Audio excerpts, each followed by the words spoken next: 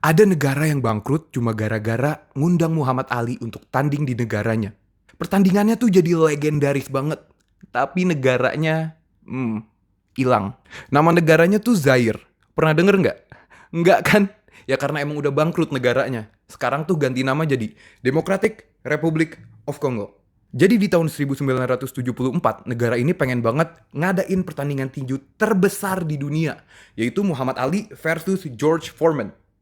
Pertandingan tinju itu tuh bener-bener jadi pertandingan tinju terbesar pada saat itu. Yang nonton tuh bahkan sampai 50 juta penonton. Wow, gila nggak?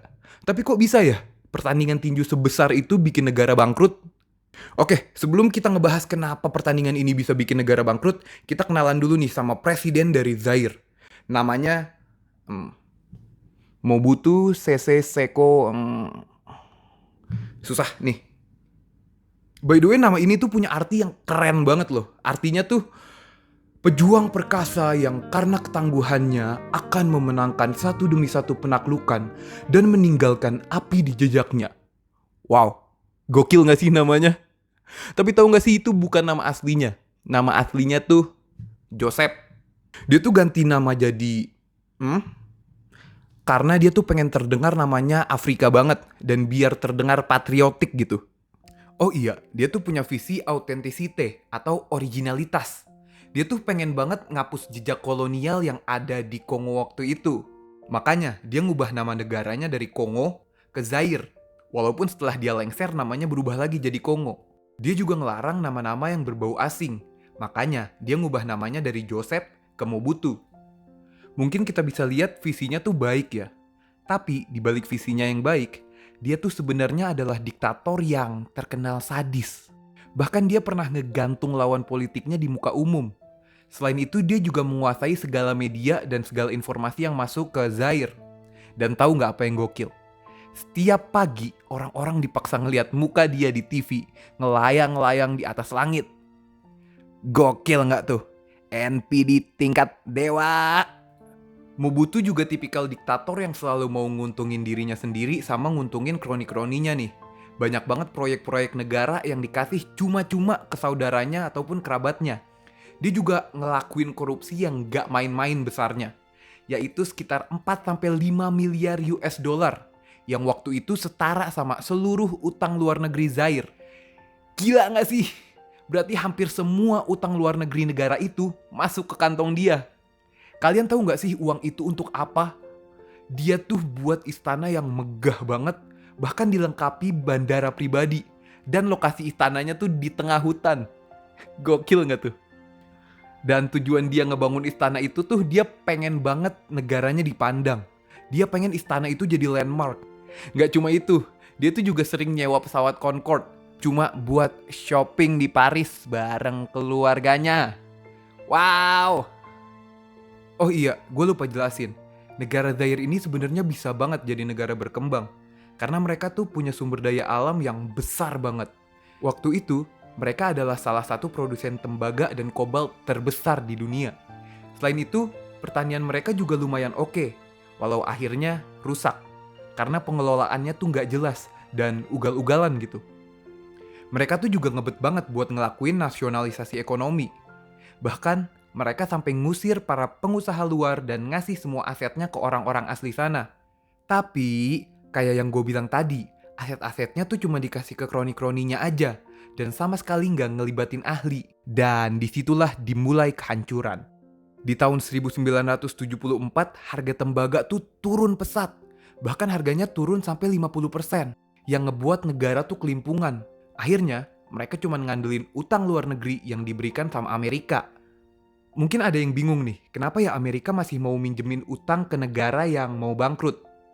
Jawabannya, karena Mobutu itu adalah seorang anti komunis. Dia tuh dibutuhin Amerika buat ngelebarin sayap kekuasaannya di benua Afrika. Oke, kita balik lagi ke pertandingan tinju yang bikin negara ini bangkrut. Waktu itu, tepatnya tahun 1974, Mobutu pengen banget negaranya tuh dapat rekognisi dari negara lain. Dia tuh pengen ngeliatin kalau negaranya tuh setara sama negara overpower kayak Amerika dan Rusia. Dan waktu itu Mobutu tuh pede banget karena mereka masih jadi penghasil tembaga sama kobalt terbesar di dunia. Dia tuh nganggep walaupun harganya turun tapi mereka masih bisa survive lah. Nah, di tengah ambisinya yang pengen ngenalin Zaire di mata dunia, datang nih orang namanya Don King. Dia tuh promotor tinju dunia yang ambisius tapi agak sedikit licik. Dia punya ide gila untuk ngadain pertandingan tinju terbesar sepanjang sejarah setelah dia berhasil membujuk Muhammad Ali dan George Foreman untuk bertanding. Tapi masalahnya tuh satu, dia nggak punya uang untuk nyelenggarain pertandingan itu. Kenapa? Karena Don King janjiin 5 juta dolar untuk kedua petarung. By the way, 5 juta dolar zaman itu tuh besar banget nilainya. Nilainya tuh nyentuh 500 miliar per petarung. Dia sebenarnya udah nyari investor kemana-mana, tapi nggak ada yang mau. Sampai akhirnya dia ketemu sama Mobutu. Mobutu tuh seneng banget sama ide si Don. Dia nganggep pertandingan dua orang kulit hitam itu harus diadain di Afrika. Tanpa pikir panjang, dia langsung deal. Tanpa konsul ke siapapun, bahkan Menteri Keuangan. Yang kocak, sebenarnya mereka tuh sama sekali nggak siap. Mereka nggak punya stadion yang memadai untuk gelar pertandingan sebesar itu. Selain stadion, fasilitas lainnya tuh juga belum siap sama sekali. Dan terpaksa mereka ngelakuin renovasi besar-besaran untuk ngadain pertandingan itu. Selain itu, mereka juga ngegelontorin dana yang gede banget buat nerbangin satelit buat nyiarin pertandingan itu ke seluruh dunia. Bayangin tuh, berapa banyak duit yang dia keluarin cuma buat pertandingan tinju yang 1 malam. Saat sedang mempersiapkan pertandingan yang dia impikan, Mobutu tuh juga kepikiran buat bikin festival musik yang diselenggarain 3 hari 3 malam. Dia pengen banget ngundang artis-artis dunia buat datang ke negaranya sebagai festival sebelum pertandingan berlangsung. Akhirnya, festival pun dibuat. Dia ngundang beberapa artis kelas dunia kayak James Brown, B.B. King, dan lain-lain. Tapi, bencana pertama pun datang.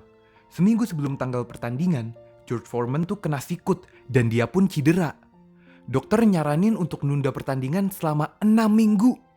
Bayangin, orang-orang kayak jurnalis dan musisi-musisi yang dia undang tuh udah di sana. Dan semua akomodasi harus dibayarin sama negara. Selain itu, pertandingannya tuh gak bisa dibatalin. Karena menurut perjanjian yang dia tanda tanganin, kalau pertandingannya batal, uangnya hangus. Mobutu pun panik dan bingung. Akhirnya dia ngelarang Ali dan Foreman untuk keluar dari Zaire. Akhirnya, mereka pun terjebak di sana selama 6 minggu. Dan saat mereka di sana, semua akomodasi itu dibayarkan oleh negara. Tagihannya tuh membengkak gila-gilaan.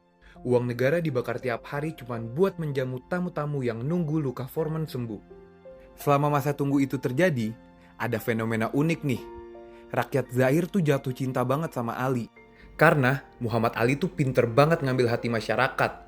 Dia tuh sering banget jalan-jalan ke pasar, nemuin warga, sampai ngomongin ideologi Black Power sambil ngejelek-jelekin penjajah.